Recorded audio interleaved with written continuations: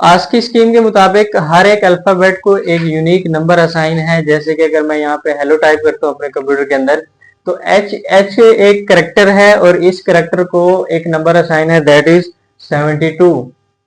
इसी तरह से स्टूडेंट्स ई को एक नंबर असाइन है, दैट इज 69। और इसी तरह से एल को एक नंबर असाइन है, दैट इज 76। और इसी तरह से ये भी 76 है। ओ को एक नंबर असाइन है, दैट इज 79। तो यानी कि हर एक अल्फाबेट को, हर एक करेक्टर को हमारे कंप्यूटर के अंदर हर एक करेक्टर को एक यूनिक नंबर असाइन किया जाता है। और अब हमारा कंप्यूटर इन नंबर्स को, जितने भी वैल्यूज असाइन है, इन नंबर्स को हमारा कंप्यूटर बाइनरी में कन्वर्ट करता है और बाइनरी में कन्वर्ट करके इस अल्फाबेट को अंडरस्टैंड कर लेता है, उसको प्रोसेस करता है। तो इस तरह से हमने देखा कि हर एक नंबर को यूनिक वैल्यू की मदद से हमारा कंप्यूटर उसको बाइनरी में कन्वर्ट करने के बाद अंडरस्टैंड करता है।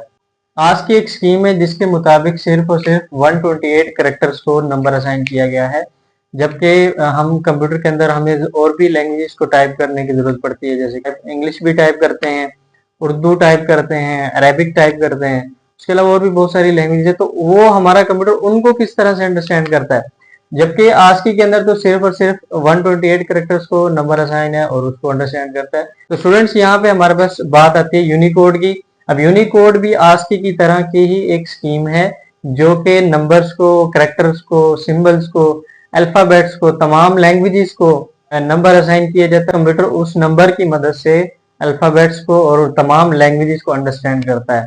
तो चलिए स्टूडेंट्स, यहाँ पे एक डिफरेंस टेबल मौजूद है। हम इस डिफरेंस टेबल की मदद से यूनिकोड और आस्की कोड के दरमियान डिफरेंस को समझेंगे और उसके अलावा यूनिकोड के अंदर फर्दर टाइप्स हैं, हम वो भी देखते हैं। आस्की के अंदर सिर्फ और सिर्फ 128 करेक्टर्स को वैल्यू असाइन की गई है, नंबर असाइन किया गया है, जिनको हमारा कंप्यूटर अंडरस्टैंड कर सकता है। इंग्लिश के हैं, इंग्लिश वर्ड्स के हैं, बाकी लैंग्वेजेस के नहीं है।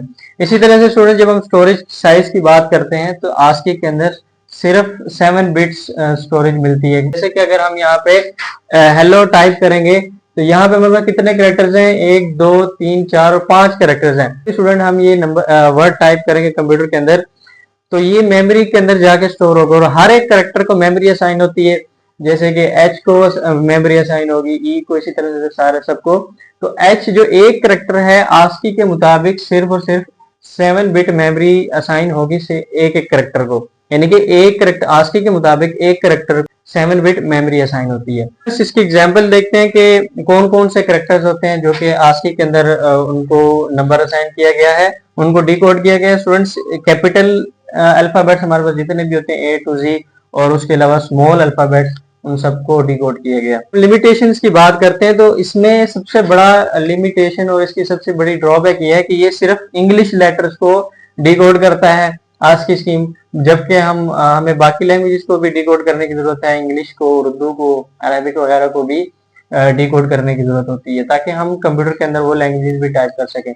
आस्की का ही एक एक्सटेंडेड वर्जन आया जिसके अंदर हमारे पास 256 कैरेक्टर्स थे जिनको हम डिकोड कर सकते थे, यानी कि हम कंप्यूटर को उसके अंदर प्रोसेस करा सकते थे। स्टूडेंट, इसके अंदर भी इंग्लिश लैंग्वेज होती है और उसके अलावा यूरोपियन लैंग्वेजेस भी इसके अंदर होती हैं। और जब हम इसकी स्टोरेज साइज की बात करते हैं तो इसमें 8 बिट्स हर एक करेक्टर को, जिस तरह से अगर हम हेलो टाइप करते हैं तो एच एक करेक्टर है और ये मेमोरी के, जब हम इसको कंप्यूटर में टाइप करेंगे तो ये मेमोरी में जाके स्टोर होगा।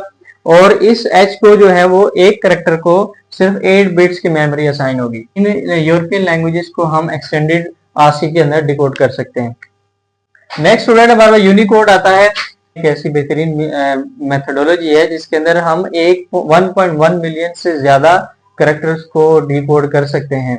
इसके अंदर तमाम दुनिया की जितनी भी लैंग्वेजेस हैं उन तमाम लैंग्वेजेस को डिकोड किया जाता है।